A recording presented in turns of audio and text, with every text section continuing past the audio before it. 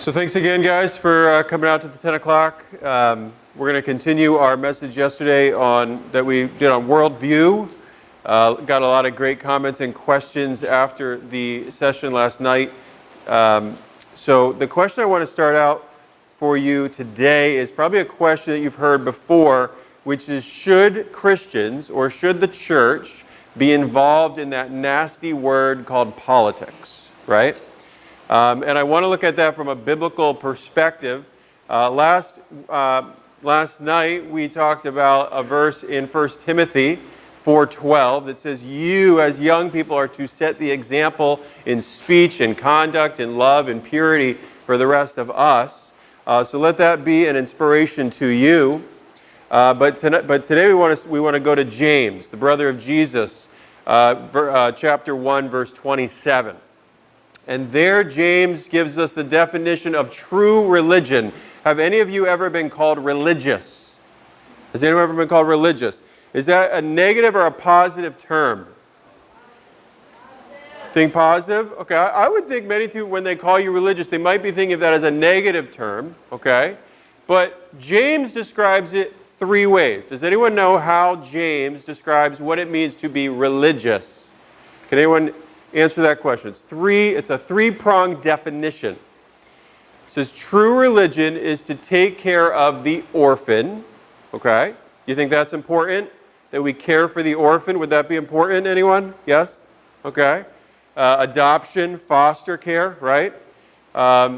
Then we also, we are to keep ourselves from being polluted by this world.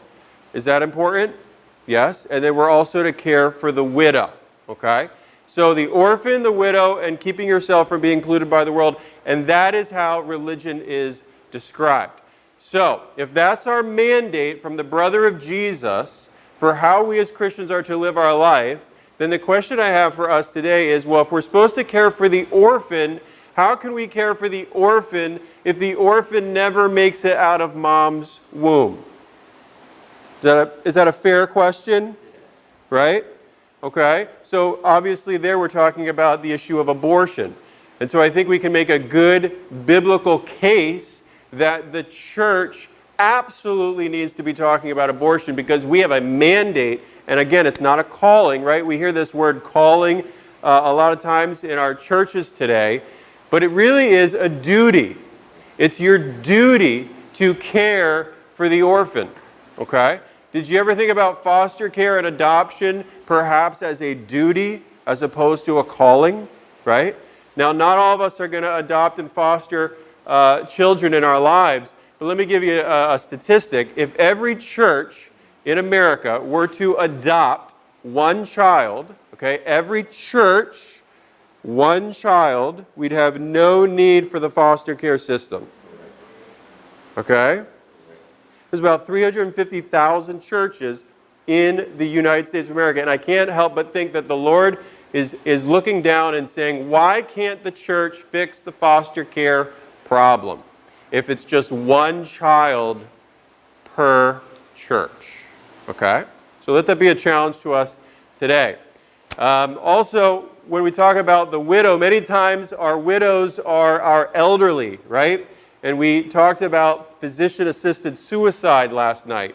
If we are to care for the widow, then should we care about physician-assisted suicide?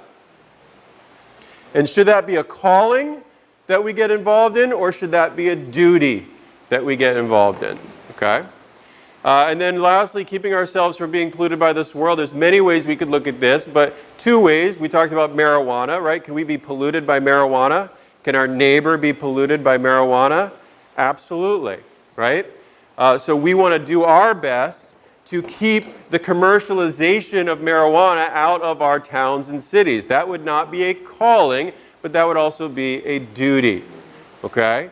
Or we talked about the sex education in our public schools. In many ways, is that polluting the minds of many of our young people today and over-sexualizing them, even at preschool? Remember we talked about the unicorn last night? Okay, that we're teaching this stuff in preschool. Is that a way that's polluting the young minds of our kids? And if so, again, is it a calling or is it a duty that we have to perhaps be on the school board, or at the very least influence the curriculum that is going into our public school. Even if we homeschool, we still, like I said last night, have a duty to protect the minds of our neighbors, okay? So again, the question, should Christians be involved in politics? And I would argue from James 1:27, well, we have a duty for the orphan, we have a duty for the widow, and we have a duty to keep ourselves from being polluted by this world, okay? So I wanted to also show you several videos this morning just to kind of give you an example of how you can be involved in your culture to change your culture towards a biblical worldview, right? We talked about the worldview being like the glasses that you wear, right? How you see the world. So my wife who was here, does anyone remember my wife Ashley from last year? Okay, she was pregnant last year. We now have a 9-month-old Ezra at home as I speak.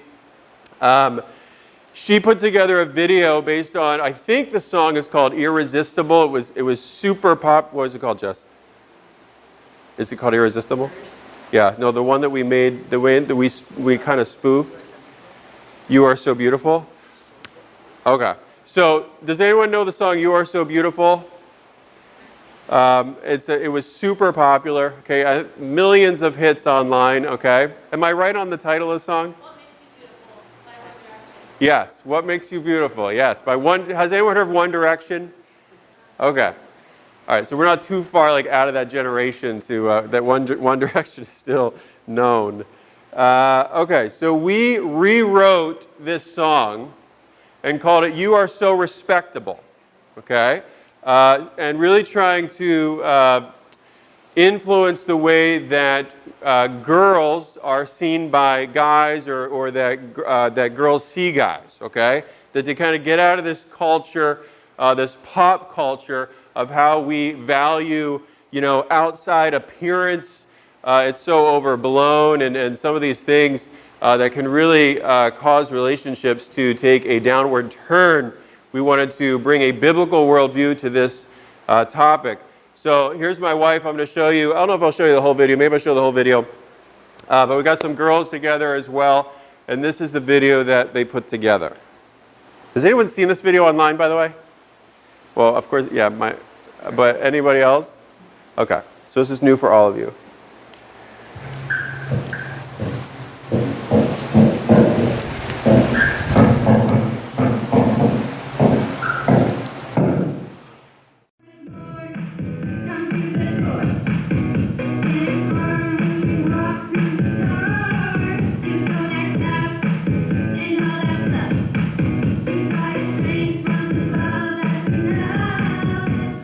Everyone else, they would like to see it.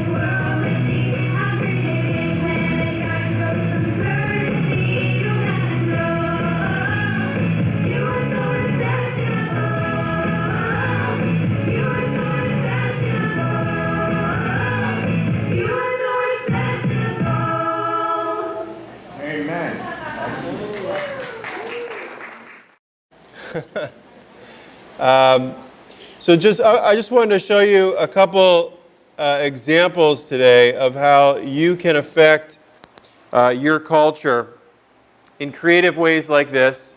And we need it. We need the church to really impact the culture. We cannot afford to be silent. And I wanted to just also look at some other scripture today as well before I show you some other videos. So the most important thing that I can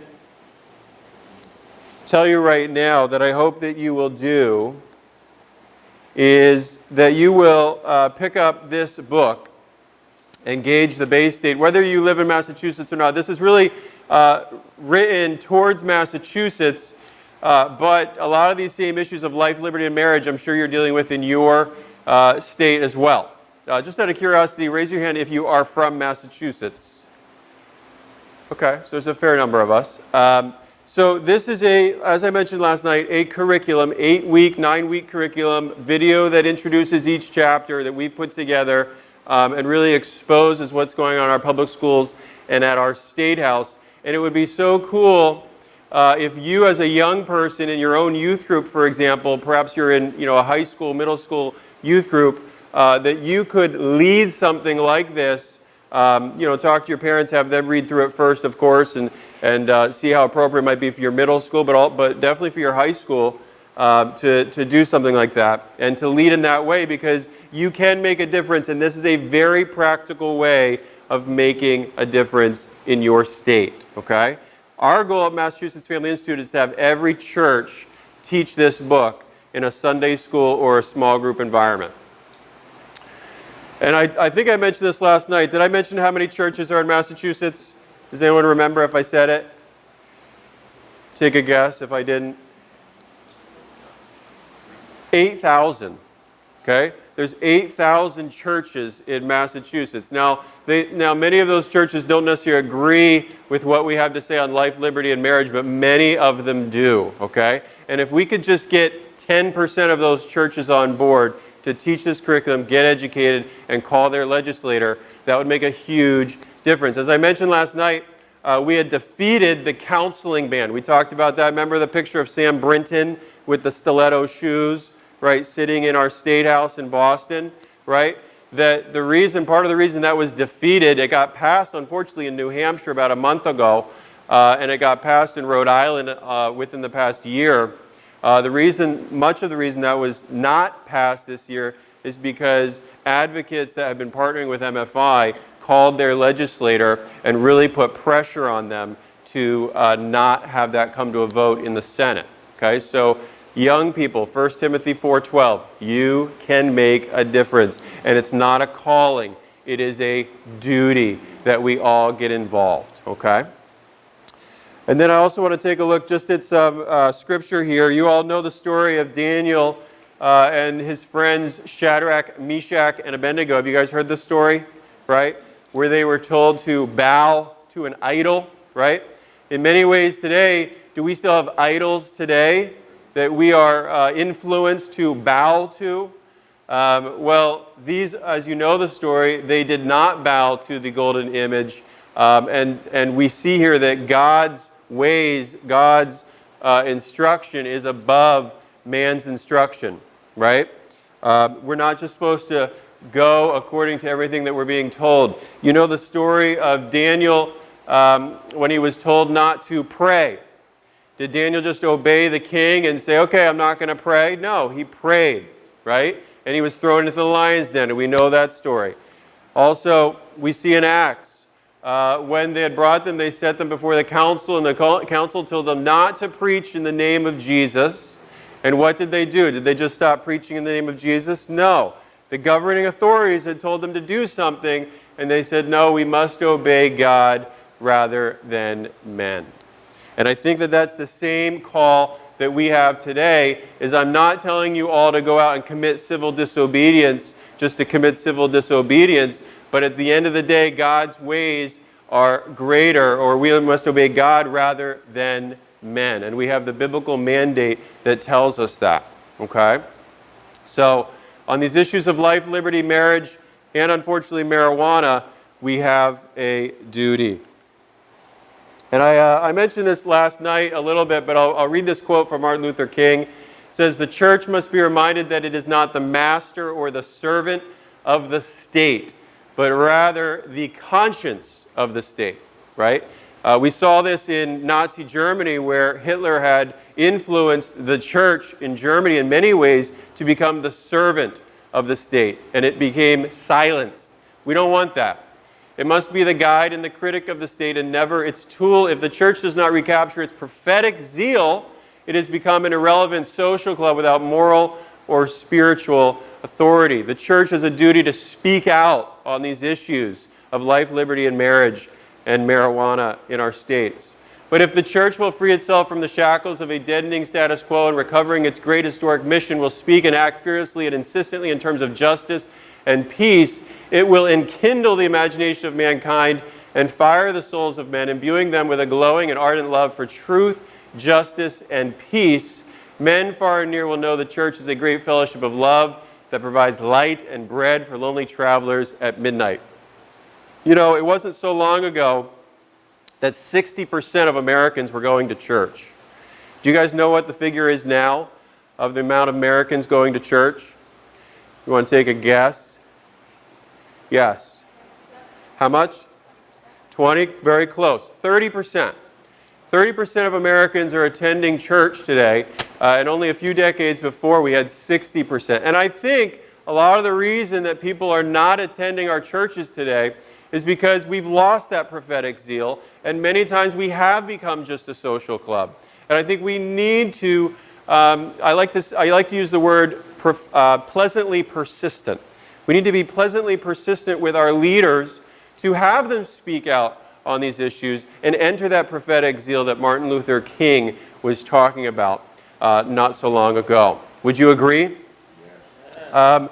Much of our church growth today, 90% of church growth today is horizontal. Do you know what I mean by that? It means that people are just jumping from church to church because maybe they don't like the music, or maybe they don't like the preaching, or maybe they don't like the music and the preaching, and then they jump church to church. That is 90% of church growth today, is that kind of behavior, right? Wouldn't it be great if church growth were actually people that didn't know the Lord and were coming into our churches and getting to know the Lord, right? The other statistic I want to give you is that young people, you guys ever heard of a guy named George Barna? Okay, he does a lot of research. George Barna has a statistic also. I think Ken Ham from Answers in Genesis says the same thing. Up to 80% of our young people that are growing up in the church, so 80% growing up in the church after they graduate high school, up to 80% are leaving our churches and rarely coming back, especially in their 20s. If you go to an average church today, you may not see a lot of 20-somethings in church, okay? I think a lot of the reason is a lot of our 20-somethings have been co-opted in our public schools to think a certain way and see their church as perhaps bigoted to some extent, okay? I think that's part of it. I think also we've lost our prophetic zeal, okay? And it's become a social club, okay? And I'm speaking in generalizations here. I'm not necessarily speaking about your particular church, okay? But I think we definitely need to wake up to these statistics, okay? That so many of our young people are leaving the church. And these aren't young people that grew up outside the church. These are young people that grew up in the church, okay? Remember yesterday I said Sam Brinton, the guy with the stiletto shoes, right? And the pink mohawk? He was the son of a Baptist preacher, okay? So we're seeing it even in people like Sam happening today. So I also want to just mention too, and it's definitely worth mentioning to you, is this is what we're up against in Massachusetts, and I'm sure it's similar in your state. So we have the Anti-Religious Liberty ACLU, the LGBTQ, and you can see the different groups that make up that, and the anti-life groups, Planned Parenthood and others. You can see that they are funded up to about, what's the number, probably $20 million, right? And groups like MFI are funded at $500,000. You can see what we're up against, but you can see that even with this discrepancy, we have stories of Gideon's army, we have stories of David and Goliath. The Lord is very much on the side of the underdog many times. And to have the victories lately, like the counseling ban not going through, the sex ed mandate not going through, the anti-religious liberty not going through, and then the possibility of repealing the bathroom law this November, that would be just fantastic results in Massachusetts, and the same results can happen in your state as well. And if you want to support what MFI does, whether you're from Massachusetts or not, please do visit our website and consider supporting what we do. All right, so, and I'll get back to this slide. I want to show you just some other videos this morning of how we can creatively being involved. How many of you last year saw the Dear Pop Culture video or remember the Dear Pop Culture video that my wife did? Okay, good. All right, so it'll be new for many of you. All right. This video we put on, has anyone ever gone to GodTube? Okay, yeah, all right, you can raise your hand on, that's okay. GodTube is like a YouTube, right? We put it on YouTube as well. It went very viral, and which was great because a lot of people got to see it. We had calls from as far as Australia wanting to interview my wife regarding this particular video. So another great way that you can be involved to impact your culture. Dear pop culture, dear pop sensation, I'm writing to you because your lives are so pervasive in this American generation. Because listening to your lives was once my brain's fixation. But for years now, I have had the realization that your lyrics are an utter fabrication. That you sing with the serpent's tongue over this nation like lullabies in a dream world destination, contorting and distorting people's imagination. And with your control and manipulation, we take in the sound waves that come through our radio station. When you call us a superstar, we call it inspiration.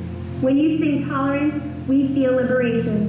When you dance and flaunt your body in a provocative presentation, we accept it as entertainment without hesitation. You take the human body in all its beauty and creation and present it like scum, with unreserved humiliation, to a world obsessed with over-sexualization. You say, free fall into temptation and act as if there is no harm in a sex game fixation. You say, get drunk at a party and stir up the flirtation. Enjoy the lit up party scene saturation. Be who you are and express your orientation. The world is about you and your instant gratification. You sing, I'm on the edge of glory with your own glorification. You fire up the feeling of victimization so that rebellion and revenge feel like the only justification. And you so conveniently offer every emotional accommodation.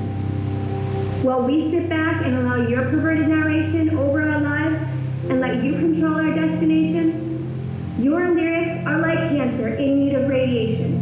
I have watched as the youth cry out and worship you in adoration with a crazy, obsessive, unhealthy fascination. They look to you for confirmation and validation.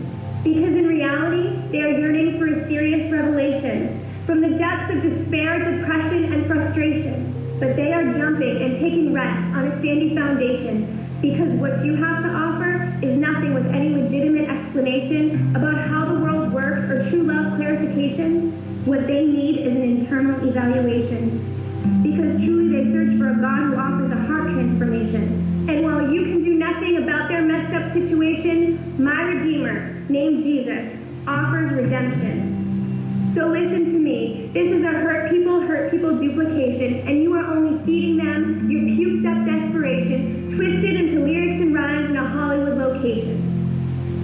Here is my battle cry and declaration. With God on my side, I will stand against the desensitization. I'll stand in the gap and let irritation be my motivation. And though from where you're standing looks good from your calculations, my God uses different equations. He says we're all lost and in need of salvation. He's the author of true love, and there's no other replication.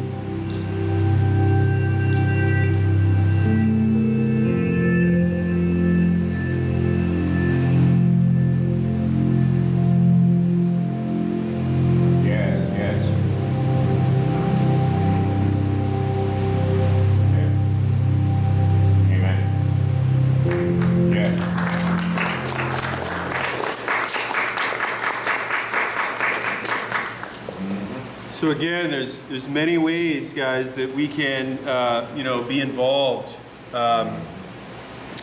our culture, and the amount of people that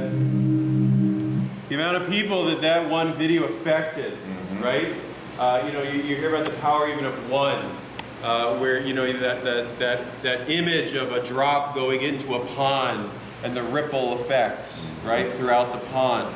That you as even one person have incredible influence, especially with the working of the Holy Spirit, to really magnify your ability to affect our culture.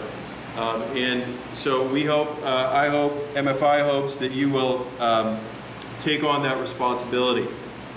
So that we've also been talking about this repeal of the bathroom law in Massachusetts. KeepMASafe.org is the organization that is behind this particular vote. And if you want to volunteer in Massachusetts for that, just go to KeepMASafe.org. You can take one of these wonderful signs home with you and put them in your yard. Hopefully they will not be vandalized by people that don't necessarily agree with you, but hey, when you're standing up for righteousness that the Lord tells us about in Scripture, you're going to come under persecution. That's definitely part of the Christian life that we live. But I don't know if you knew or not that churches, when this law was passed in 2016, churches were considered public accommodations, okay? And so you could not tell a man to get out of your bathroom or shower at your church location, or you would be fined up to $50,000, could even be sent to jail for up to a year for discrimination. Okay? So we thought that was a violation of religious liberty, and so did 4 pastors in Massachusetts. 4 pastors, including the one I'm about to show you, Pastor Carrasco from Stockbridge, I believe, sued the Attorney General, Maura Healey, in Massachusetts. And they did that, I think, in November of 2016. And wouldn't you know, we got a letter back only about a month later from the Attorney General saying, I'm not even going to take you to court, because she knew she had no case. So they dropped it, and churches were no longer considered public accommodations. Okay? And so I'm going to show you a quick video. Yeah, you can definitely clap for that. This is a video, 2-minute video. ADF, again, Alliance Defending Freedom, the same group that supported Jack Phillips, supported these 4 pastors, and this is a 2-minute video they put together. Yes? Is there any way that we can leverage, for the church to be the leader of our society, the leader of culture, leverage that to help the businesses withstand what they know is evil that is encroaching on their authority? Absolutely. I think if we repeal this law, I mean, the one way that you can absolutely do that is to talk about this, especially if you're in Massachusetts, to talk about this on a Sunday morning, or have MFI. I would absolutely love to come to your church on a Sunday morning for 5 minutes or 45 minutes. I was just at a Ukrainian church in West Springfield of 800 members. They gave me an hour and 15 minutes to talk on a Sunday morning regarding these issues. Okay, that is how we change society. Okay, for the better, okay? So we've already spoken at almost 70 churches since the beginning of 2018, okay? And this is Massachusetts, people, okay? So if it can be done in Massachusetts, it can be done in Michigan, it can be done in Connecticut, New Hampshire, New York, and whatever other state is represented here at Camp Constitution. All right, here's a quick video of Pastor Esteban Carrasco.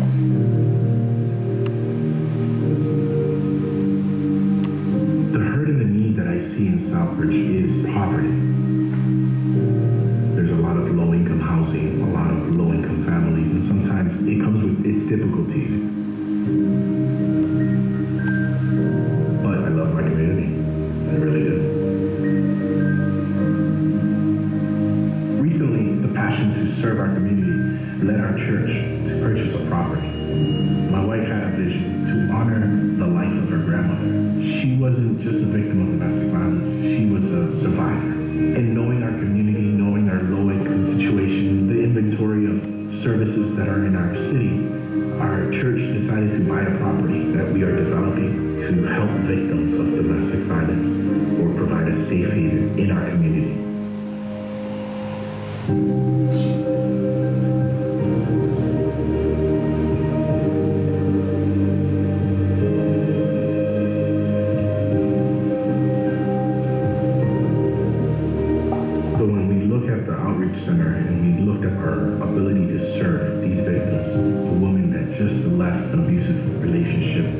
has a lack of confidence, a lack of trust in men because of the abuse that she has experienced, that was going to make it very difficult for us to be able to serve these women. It was going to hurt the impact that we wanted to have. Though I knew that I had to get involved, at the same time I knew that I was going to put myself at risk, put our church at risk. ADS filed a lawsuit, and in December of 2016, we heard that the churches are free thanks to the great work of ADF. They came in, they supported us, they came in, stood by us, but above all, they supported us just wanting to live and serve our community.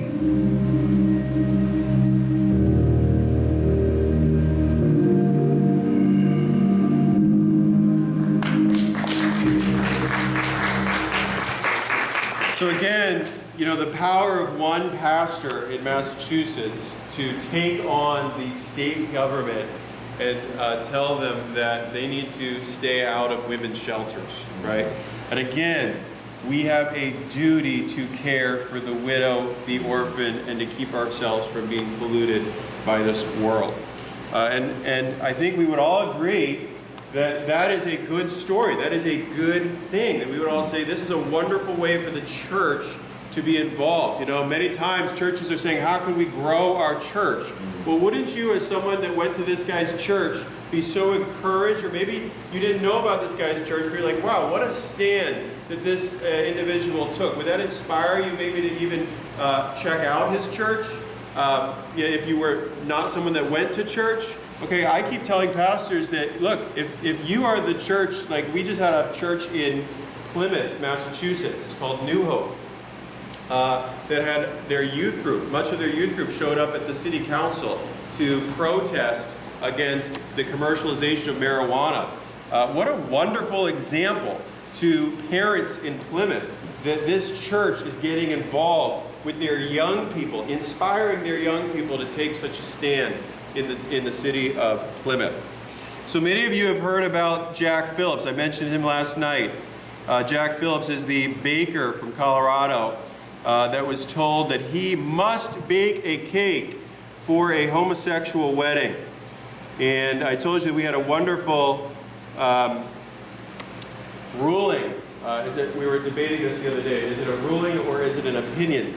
I'll just call it a ruling. We had a wonderful ruling in June regarding Jack Phillips, right? And that he does not have to bake a cake for a homosexual wedding because it goes against his religious beliefs, okay? And here's a video about his story, about 4 minutes long, but does a really great job of explaining. Are you guys able to, for the most part, hear the words? Okay.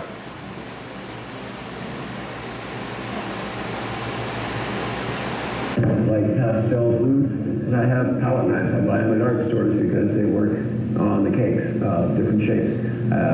I don't know, a whole lot of different paintbrushes. That's Jack Phillips, cake artist and owner of Masterpiece Cakeshop in Lakewood, Colorado. The name of his shop is deeply meaningful to Jack. First meaning is Masterpiece is artwork, and it's Masterpiece Cakeshop to indicate that it's cakes, not just a bakery, but it's a place where you get artistic cakes.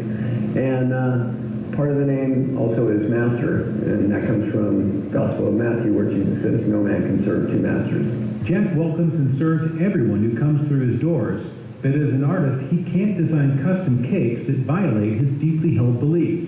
If somebody were to ask me to make a cake for a divorce, which has happened, and that's a cake that I had to turn away. Jack's been asked to make anti-American cakes, cakes for bachelor parties, cakes with profanity on them, and even cakes that disparage the LGBT community, all of which he cannot make in good conscience. I'm not going to do cakes that I would have to explain to my mom or my granddaughter when they're sitting in the showcase. Artists turn down work all the time that would violate their conscience, but Jack's decision not to design one particular cake has nearly destroyed his business and landed him before the Colorado Civil Rights Commission. The day the two gentlemen came in, it was a busy afternoon, and so I went around the desk and sat down with them and said, what can I do for you? Well, we're here to look at wedding cakes, and it's for our wedding. And, you know, right away I know that that's not something I'm going to be able to create for them, so I told them, you know, I'll sell you cookies, brownies, birthday cake, pretty much everything that I make. That's just the cake that I can't, make. They took offense at that, got mad, jumped up, flipped me off, swore at me, and stormed out of the shop. It's not about turning away these people. It's about not doing a cake for an event, a religious, sacred event that conflicts with my conscience. The Colorado Civil Rights Commission has ordered Jack to either design cakes, custom cakes, for same-sex weddings, or to get out of the wedding business altogether. The Commission's ruling has resulted in Jack losing 40% of his business. But these laws are being used not only to silence, not only to punish, but to ruin creative professionals that don't agree with the government's ideology on marriage. Alliance Defending Freedom will defend Jack's freedom to live and work consistent with his convictions at the United States Supreme Court. All Americans want that right. We should support Jack's right, even if we support same-sex marriage, because conscience is something we all want to have the right to live by, and that the Constitution guarantees for every single person.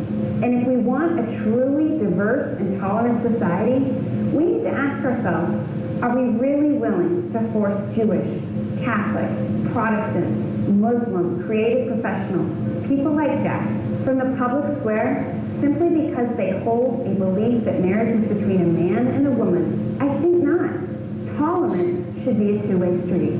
My bakery, my family, my life, the work that I get to do is a gift from God, and I want to honor Him in everything that I do. And when I finish in this life, for Him to say, well done, good and faithful. Well done, good and faithful servant.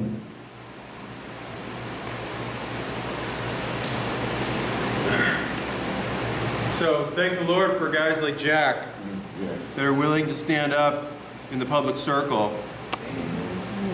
You know, if we didn't have that, like I said last night, it was President Reagan that said it only takes a generation for you to lose your religious liberties. There's a couple other videos I want to show you here. One is just a campaign video for the Keep MA Safe. And we're going to have a similar video. This was done in Houston because they were having a similar problem in Houston with the bathroom law. I think I mentioned that if you're from New Hampshire, about a month ago, they just passed legislatively the bathroom law. Okay, so something you want to be super concerned about, and you can do the same thing we're doing in Massachusetts to repeal these kinds of laws. But this is a 30-second clip that kind of shows you our concern for this kind of Houston's thing. Proposition 1 bathroom ordinance. What does it mean to you? Any man at any time could enter a woman's bathroom simply by claiming to be a woman that day. No one is exempt. Even registered sex offenders could follow women or young girls into the bathroom, and if a business tried to stop them, they'd be fined. Protect women's privacy. Prevent danger. Vote no on the Proposition 1 bathroom ordinance. It goes too far. Pretty powerful, right? Yes, I made my point. So we'll have something similar coming out. The other side has already bought $1 million worth of ads on question 3, and it's become an international story that is gaining more and more attention as we get closer to November the 6th. So especially if you are in Massachusetts, I implore you to consider signing up as a volunteer at keepmasafe.org, or if you know people in Massachusetts, get them involved. This is a super important and great opportunity we have in Massachusetts to show not just the nation, but the world that is watching, that we still care about how the Lord defines gender in our society. So about 3 minutes left. I'll just open it up some questions because yesterday got some great comments, great questions from you on a variety of subjects that I was happy to talk about, and so glad that you're willing to engage in. So any comments or questions that you might have regarding anything that you've seen today or yesterday? Or if anybody will sign up, please, like I said, if there's anything that you do, please consider signing up at keepmasafe.org for this repeal campaign. And also, please, please, please consider, even if you don't live in Massachusetts, get a copy of this $5 book, okay? And if you don't have $5, just take one with you, okay? It's a curriculum. It's going to educate you on life, liberty, and marriage. And it's something that you can teach in your youth group or at your Sunday school or in your small group. Comes with videos that will help you with fundraising, help you with networking, if you want to be a candidate that runs for government. Just that, this isn't the reason you'd run for House of Representatives in Massachusetts, but do you know how much a House of Representatives person in Massachusetts gets paid? Anyone take a guess? $80,000. Man. $80,000. You know how much they get paid in New Hampshire? Like $200. Something crazy, okay? Now look, that's why it's perfect for a person that's got a pension, as we were talking about today with Dr. Long. I just, they just voted themselves a pay raise the other day too. So getting to your question, speaking personally as Michael King, yes, it would be wonderful to elect candidates that support life, liberty, and marriage, and we could not ask for a more conservative, biblically based governor candidate like Governor Lively. Let's just speak it prophetically, right? In Massachusetts, I mean, goodness, you'd expect to see this guy in the most red of conservative states, but we have him here in Massachusetts. Our current governor, on these issues, he signed the bathroom bill, he would have signed the counseling ban, he would have signed, all of these different, very liberal, regressive bills. So the primary, I think, is September 4th in Massachusetts. So again, if you are a voting resident in Massachusetts, get to the polls on September 4th to vote. Okay? Any other comments or questions? I know I'm out of time. It's actually $100. Is it $100? Okay, that's. Well, I just think it should be emphasized the caliber of the people that are dealing with it, because they made a deliberate attack on that man because he simply wouldn't make a paper for it. Yeah. We don't attack them like that. We have to call it haters just for not approving of their lifestyle. Right. Yeah, and that's why we cannot allow them to co-opt the language, right? We definitely need to be taking a stand and get away from this PC culture that is crippling us. Because clearly they could have just gone down the street to another bakery, but they wanted to make an example of this guy. Well, and they're trying to force culture shock on us as well, destroy the sanctity of marriage. Right. It should disturb us all to the core. And also, when you bake a cake or something like that, they can't get married in the eyes of God. So you're giving them a false sense of security. Right. And what they're going to face in eternity. Right. That's a good point. Yeah. Good. Well, I'm out of time, but guys, thank you for listening this morning. I hope you were inspired. Definitely pick up a copy of this book, okay? Take this with you, and if you haven't left your personal information on one of those forms, please do that. Thank you.